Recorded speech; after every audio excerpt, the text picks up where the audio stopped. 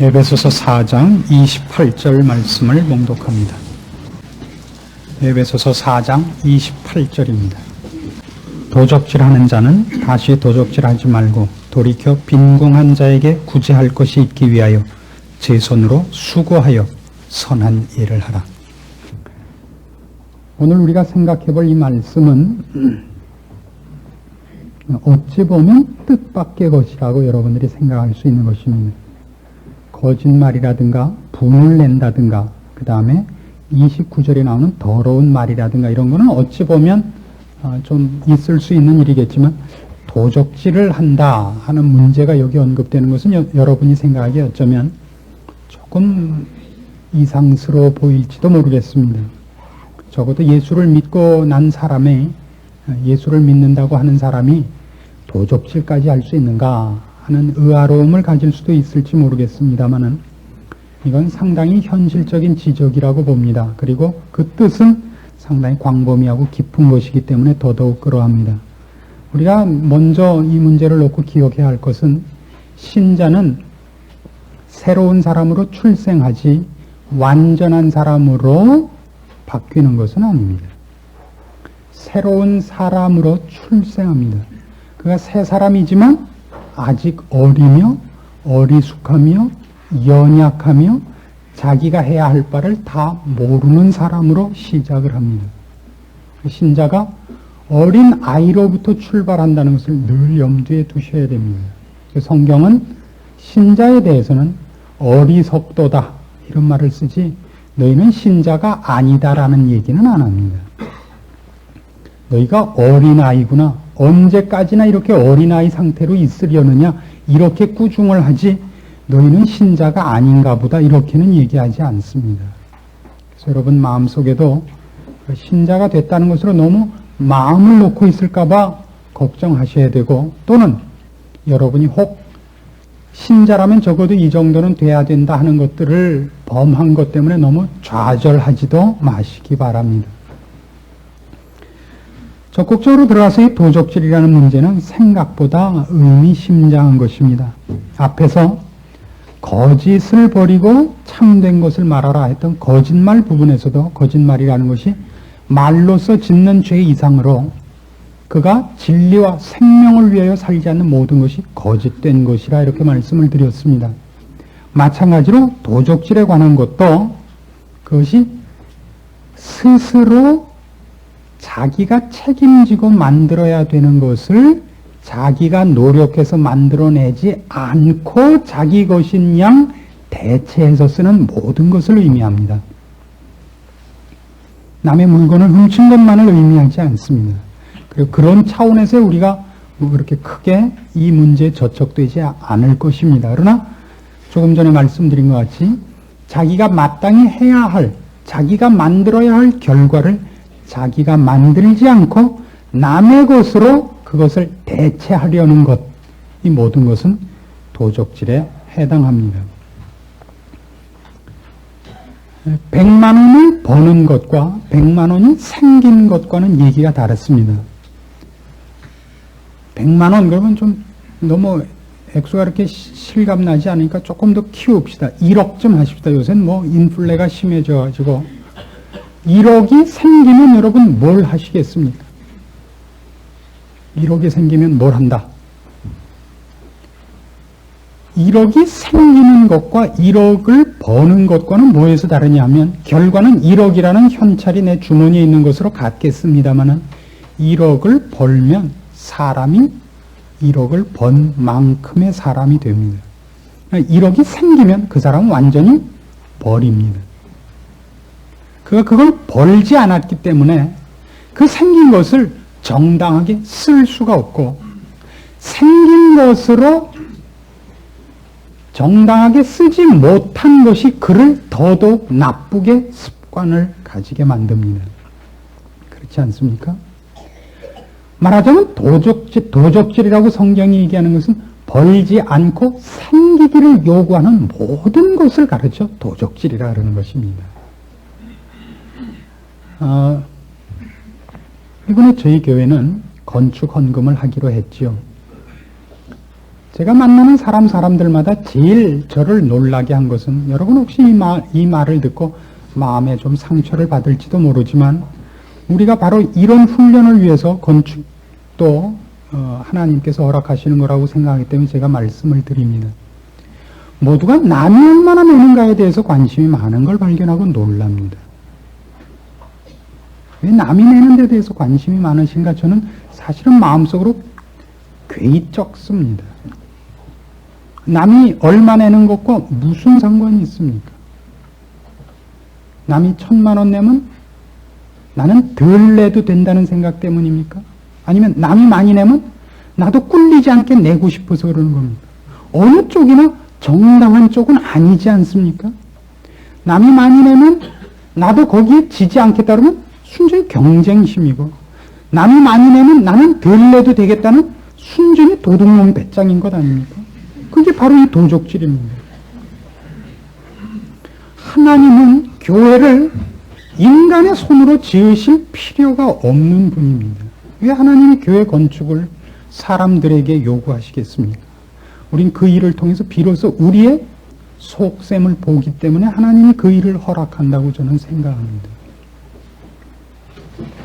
우린 이제 얼마나 열심을 내야 되는가를 목표를 정할 수가 없습니다. 현실적인 목표가 있을 뿐입니다. 우리 교인이 1,000명이 조금 더 되게 오시니 그분들이 충분히 예배를 보고 그만큼 나오는 학생들을 가르칠 수 있는 최소한의 환경을 갖지 않는 현실적인 목표입니다. 그것을 이루어가는 과정에서 여러분의 모습을 볼 것이며 주위에 있는 사람들의 모습을 볼 것입니다. 그래서 심판용도 아니고 고발용도 아닙니다. 여러분 자신이 말로 하던 것이 실제 생활로 적용되어야 할 때 여러분이 얼마나 말로 한 것만큼 되지 않는 사람인가를 보는 순간일 것입니다. 그것을 위해서 교회는 여러 가지 일들이 생기는 것입니다. 그 중에 하나가 건축이지, 건축이 지상 최대의 사명도 아니고, 그것을 하고 나면 그 다음엔 아무 일을 안 해도 되는 것도 아니고, 다른 어떤 일보다 더 중요한 일도 아닙니다. 그런 일 모두가 하나님께서 우리를 하나님의 사람으로 키우기 위해서 우리에게 요구하고 있는 하나의 훈련 과정이라는 것만 우리한테는 필요하다고 생각합니다. 도적질이라는 것은 우리가 윤리적 도덕적 차원에서도 범하지 않는 것입니다. 남의 것을 훔치지 않습니다. 남이 만들어 놓은 것, 해놓은 결론을 나는 그 노력을 기울이지 않고 그 결론과 그 결과만을 내 것으로 가지려는 싸움입니다. 도적질이라 그럽니다. 쉽게 어떤 결과를 누리려는 생각들입니다. 신자에게 있어서도 이것은 언제나 같습니다. 신자에게 이 도적질이 가장 많이 나타나는 장면은 어디냐 그러면 신령한 문제에 있어서 더더욱 그렇습니다. 한 신자가 하나님의 사람으로 완성되는 데는 지름길이 없습니다. 긴 시간, 여러 가지 과정을 걸쳐서야 비로소 하나의 신자의 인격이 완성되는 것입니다. 언제 한 번쯤 어떤 신령한 목사님을 만나서 안수받아서 결과가 생기기를 바라는 것, 그게 도둑놈 심보다 이겁니다. 그게 도적질입니다. 옛날에 저희 중학교, 고등학교 다닐 때 한참 유행했던 영어 참고서 이름을 아십니까? 삼위일체, 오력일체, 기억나시죠? 그래도 얼마나 그 제목이 타당합니까? 모든 것을 함께 해야 되는 겁니다. 안윤필씨라고 제가 아직도 이름을 생생히 기억하고 있는데, 영어 실력 기초, 뭐 이런 책이 있었죠. 베스트셀러였던. 한국 사람 쳐놓고 영어 잘하는 사람이 어디 있습니까? 부모 없어서 미군 부대에서 하우스보이 해서 큰 사람 빼놓고 영어 잘하는 한국 사람은 없습니다. 늘 모르죠. 그래서 언제나 처음에 배우는 것이 비동사기 때문에 I am go to school 아닙니까? 언제나 그러면 M은 I가 나오면 붙어 다니는 동사 아니었습니까? 거기 잔소리 중에 이런 얘기가 있습니다. 영어는 다른 방법이 없다. 반복, 반복, 또 반복, 또 반복이다. 외워라. 외워라. 그건 참 지극히 당연한 얘기고 옳은 말이고 그게 지름길입니다. 다른 방법이 없습니다. 요즘 신자들을 만나면서 가장 많이 놀라는 것은 좋은 강의를 듣고 좋은 목사에게 가면 쉬우리라고 착각하는 거지요. 좋은 학교란 어떤 걸 가르칩니까? 좋은 학교는 선생님이 좋습니까? 학생이 좋습니까? 언제나 학생이 좋은 법입니다. 그렇지 않습니까? 학생이 얼마나 열심히 하느냐의 싸움이지. 선생님이 얼마나 잘 가르치느냐 하는 것은 꼭 중요한 문제는 아닌 것을 우리가 압니다. 여러분의 신앙상에서 가장 중요한 것, 예를 들면 여러분의 성품, 신령한 문제에서의 여러분의 수준들은 다른 어느 것으로도 대체할 수 없습니다. 그걸 남에게 요구하는 것이 바로 도적질입니다. 나는 안 하고 남이 하게 함으로써 내가 할 일을 남이 해 주어서 편안한 신앙생활을 하려는 것, 그게 도적질입니다. 어차피 내가 해야 된다면 이런 여러 길 말고 어느 날 한 번 가서 기도해서 이루어지고 싶은 것, 그게 도적질이라 그러는 겁니다. 신령한 문제에서 여러분은 정말 쓴맛 단맛 다 보셔야 되고 눈물고개 넘으셔서 하나님이 요구하신 어떤 길에 도달하실 것입니다. 우리는 위기에 처하지 않으면 무엇이 가장 소중한 것인가를 놓칩니다. 그렇지 않습니까? 요즘은 아파트 문화가 되지 않았습니까? 아파트 문화가 되자 외형적으로 치장을 할 것이 서로 없습니다. 그게 그거죠. 다 닭장같이 생긴 데 들어가서 살지 않습니까? 그러니까 들어가면 이제 다릅니다. 그래서 한동안 옛날 가구 모으는 것이 유행이었던 시절 기억나십니까? 고가구. 옛날 장희빈이 살던 궁이 보이는 집에 뒤주, 뭐 이런 거 그때 모아놓는 게 한동안 유행이었습니다. 그걸 막 비싼 돈을 주고 사다 놓습니다. 그러다 전쟁 나면 뭐가 제일 소중하죠? 그러다 전쟁이는 남과 여라는 아주 괜찮은 영화가 예전에 나온 적이 있었습니다. 보는 사람의 수준에 따라서 그 영화가 다 이해가 다른 것입니다만 그 중간에 이런 질문이 나옵니다. 그 둘이서 집에 불이 나면 피카소 그림과 고양이 중에 어느 것을 꺼내오겠느냐? 여러분 뭘 꺼내오겠습니까? 한국 사람은 100이면 100 피카소 그림을 꺼내옵니다. 왜요? 그게 훨씬 비싸니까. 그 답은 뭐였냐면 그 영화 내용 속에서는 고양이다. 왜 그러니까? 고양이는 살아있는 거고 그림은 죽은 것이기 때문이다. 뭐 따지고 들자면 뭐 한이 없는 얘기지만 상당히 재미있는 질문이요 답이었다고 기억이 납니다. 우리는 환난을 당하지 않으면 무엇이 소중한 것인지 모릅니다. 그리고 환난을 당하지 않으면 우리의 진짜 실력을 모릅니다. 그 환난을 당해야 나를 지키는 것은 내 손에 있는 것이라는 걸 드디어 알게 됩니다. 남이 나를 보호해주지 않는다는 걸 알게 됩니다. 그렇지 않습니까? 환난의 좋은 이유입니다. 하나님은 우리를 환난과 어려움 속으로 몰아넣으신 가장 큰 이유입니다. 다 같이 물에 빠지면 남을 꺼내줄 수 있는 사람은 없습니다. 자기 살기 바쁘죠.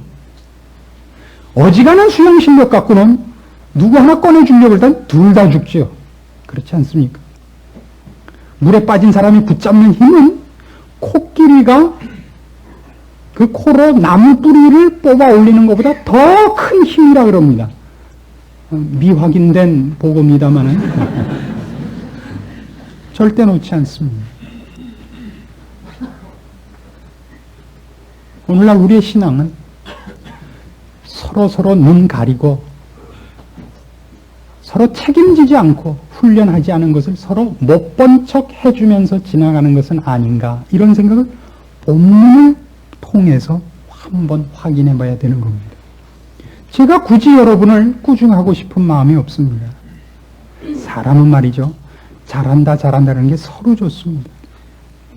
잘한다, 잘한다 그러면 저도 신령한 목사가 되고 여러분들도 기분 좋고 그래서 광분해서 건축원금이라도 미친 척 많이 낼지 누가 합니다. 그게 참 편합니다. 성경이 그렇게 하지 말라 그러니까 할 수 없이 저도 마음이 원치 않지만 할 수 없이 하고 있는 이 깊은 슬픔을 이해해 주시기 바랍니다. 우리는 게으른 사람이고 우리는 참 미련한 사람이고 우리는 악당들입니다. 왜요? 우린 죄인으로 살던 것이 몸에 배고 밴 다음에 이제 예수를 믿고 고치기 시작했기 때문입니다. 참 안 됩니다. 어떻게 해야 되는가도 알고 무엇을 해야 되는가를 아는데도 불구하고 안 됩니다. 알아도 연약합니다. 구약 성경에서는 이걸 이렇게 표현을 합니다. 아이를 배웠으나 해산할 힘이 없도다. 그런 표현을 자주 씁니다. 옳은 것을 알면 그 다음에 사람이 할 수 있으리라고 꿈을 꾸지 마십시오. 옳은 것을 깨닫는데 30년 걸리고 그것을 행하는데 60년 걸립니다. 그래서 90살은 되셔야 괜찮은 신자가 되는데 그건 태어나면서부터 믿은 사람인 경우고 40세쯤 믿으셨으면 희망이라고는 전혀 없는 겁니다.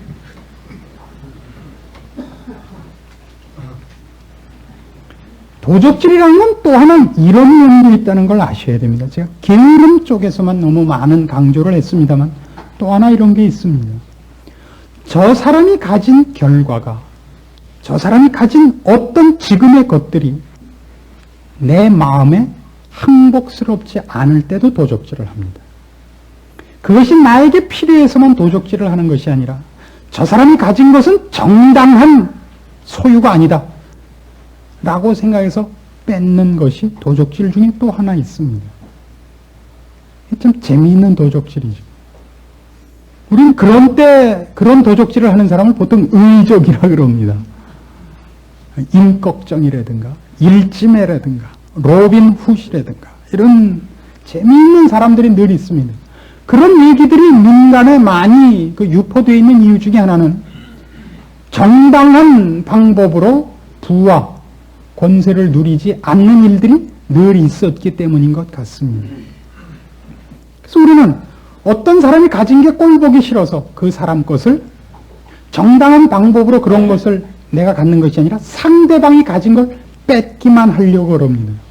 이런 것들이 그 중에 하나입니다. 한동안 한국교회에 성령의 은사에 관한 문제가 크게 문제로 대두된 적이 있었습니다. 예수를 믿은 지 3시간밖에 안 된 사람이 방언을 하는 겁니다. 예수 믿은 지 30년 된 사람도 못하는데 다른 어느 면으로 봐도 남은 못한데 그는 방언을 하며 병 고치는 은사가 있습니다. 그때 우리는 그 사람이 가진 그 은사를 시기해서 그를 이단으로 몰고 사이비 종파로 몰았던 일이 있습니다. 그들이 다 잘했다고 생각하지 않습니다. 그러나 그 도전을 받았던 신자들도 잘하지 못했었습니다. 일종의 도적질을 했습니다. 하나님께서 한 신자에게 신령한 어떤 체험을 주시는 것은 하나님 마음대로입니다. 그리고 신령한 체험을 하는 것은 그 사람의 성화의 수준하고는 관계없는 것입니다. 신령한 체험을 하는 것으로 인하여 그 사람은 하나님의 살아계심과 하나님이 나에게 갖고 계시는 개인적인 사랑에 대하여 확신을 얻을 수 있습니다. 그것이 그가 수준이 높다는 뜻도 아니고 그가 다른 사람보다 더 많이 진전되어 있는 신자라는 표시도 아닙니다. 우리는 그렇게 오해했었기 때문에 그 싸움이 생겼습니다. 이 도적질 중에는 하나님이 통치하시는 방법과 판단 기준에 대하여 불만인 것이 포함될 수 있습니다. 우리는 분명히 저 사람이 실력적으로 신자가 아닌 것 같고 수준으로 아무래도 구멍이 숭숭난 사람 같은데 대접받는 사람들을 인하여 정당히 훈련해야 되는 것을 포기해서 상대방의 죄를 지적하려는 자리에 빠져 있기 쉽습니다. 영적인 문제에서 이거보다 더 큰 시험도 없습니다. 저희가 언젠가 한번 대학생들을 데리고 어떤 수양회를 갔는데 어떤 미국인 선교사가 하는 어떤 선교에서 갔던 수양회였습니다. 거기에 말하자면 주 강사를 미국에서 어떤 목사님을 불렀습니다. 그 선교사가 미국 사람이었기 때문에 자기 고향 사람을 불렀던 걸로 기억이 납니다.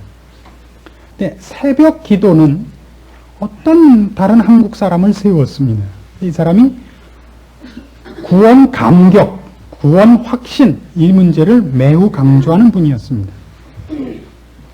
그리고 자기네 패를 한 30명쯤 데려왔습니다. 전부 들어간 사람 수가 100명이 잘 안 되는데 그 중에 30명이 그 패가 들어온 겁니다. 그런 분위기를 만들기 위해서. 이 사람들은 예수를 믿고 제대로 구원을 얻은 사람은 단번에 완벽해진다고 믿는 사람들이었습니다. 그래서 정말 모습들이 천사 같고 이렇게 웃고 화 안 내고 그러는데 얘기를 가만히 해보면 우리 산전수전 다 겪은 비록 좀 때는 묻었지만 우리가 봐도 우리보다 수준이 낮은데 모든 걸 알고 있는 것 같이 밤낮 방긋방긋 웃고 양보를 하고 그러고 기도하면 이런 헛바람 많이 나오는 이런 거 한단 말이에요. 분명히 우리만 못한데 완성된 것 같은 짓들을 하고 도취해 있으니까 잘 생각해보세요. 그들이 천사, 뭐 예수님 제자, 뭐 다 하니까 남은 게 뭐 있어요? 남은 역할이 사탄밖에 없더라고요. 그래서 우리 다 사탄했어요. 야를 차려라. 야, 왜 허허 그러냐? 기도하는데 허파에 구멍이라도 난 원치 않게 악당 노릇을 하게 됐어요. 즉 너희가 가진 지금 결과는 진짜가 아니고 가짜며 너희가 완성됐다고 생각하는 건 아니다라는 걸 보여주기 위해서 우리가 그걸 파괴하며 그걸 뺏는 일을 하고 있다는 걸 발견했습니다. 큰 시험에 들었었죠. 그게 도적질입니다. 그래서 뒤에 나오는 것 같이 다시 도적질하지 말고 돌이켜 빈궁한 자에게 구제할 것이 있기 위하여 제 손으로 수고하여 선한 일을 하라는 적극적인 일을 안 하게 되는 것이 다 도적질인 것입니다. 난 저런 꼴이 될 바엔 안 해. 때문에 정당하게 수고하고 일해서 내가 가진 결과로 남과 함께 나누어야 되는 일을 포기해버린 모든 것이 도적질이라 말입니다. 얼마나 무서운 일들입니까? 한국교회는 욕먹을 일을 많이 했습니다. 특별히 교회는 우리가 많은 기대를 갖고 오는 곳이고 또 교회 안에 어른들, 목사, 장로, 권사 이렇게 되면 모든 신자들이 많은 기대를 갖고 보게 되어 있습니다. 그래서 조그만 실수라도 성도들에게 많은 상처를 줄 수 있습니다. 그러자 모두가 목사도 저러는데 장로도 저러는데 하는 그 얘기로 자기가 해야 될 신자의 책임을 핑계대는 것으로 써먹을 수 있단 말입니다. 그게 도적질인 것입니다.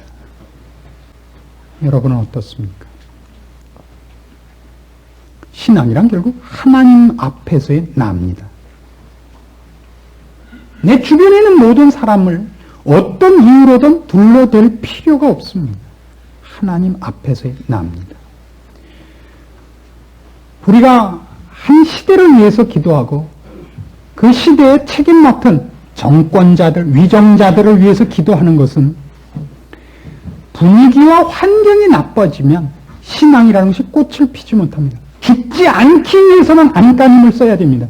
겨울을 지내는 나무들 같이 살아있기만 해야 되는 겁니다. 거기엔 번성이라는 건 없습니다.